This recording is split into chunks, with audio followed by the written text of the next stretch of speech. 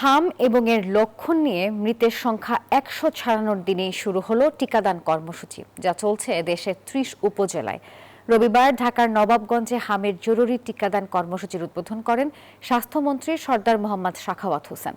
বলেন, হামের প্রাদুর্ভাব করোনার মহামারীর চেয়ে কম উদ্বেগজনক নয়।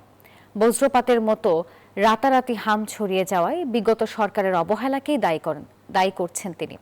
বলেন, ২০২০ সালের ডিসেম্বর মাস থেকে হামের টিকা নিয়ে বিগত সরকার কোনো উদ্যোগই নেয়নি। সতর্ক হওয়ার জন্যই বাচ্চাকে নিয়ে আসছি আর কি। আমরা জন্য টিকা দিতে আসছি, কারণ সামনে তো এটার বেশি ছড়িয়ে পড়ার সংখ্যা আছে। ওরা যাতে সুস্থ থাকে এই জন্য টিকা দিতে আসছে। বিগত সরকারগুলি এই টিকাদানটা কন্টিনিউ করে নাই, যেই কারণে একেবারে বজ্রপাতের মতন আমাদের উপরে সে রাতারাতি কিছুদিনের ভিতরে অনেক বেড়ে গিয়েছে। ৩০টা উপজেলায় আজকে থেকে আমরা পুরো দমে আমরা এই ভ্যাকসিনেশনটা শুরু করে আমরা শেষ করব। পর্যায়ক্রমে সারা বাংলাদেশকে আমরা কভার করে নেব।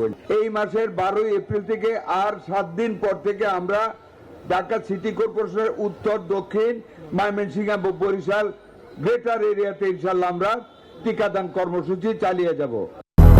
২০০-র বেশি সার্ভিস ও ফিচারে লেনদেনের সব বিকাশ অ্যাপে সম্ভব।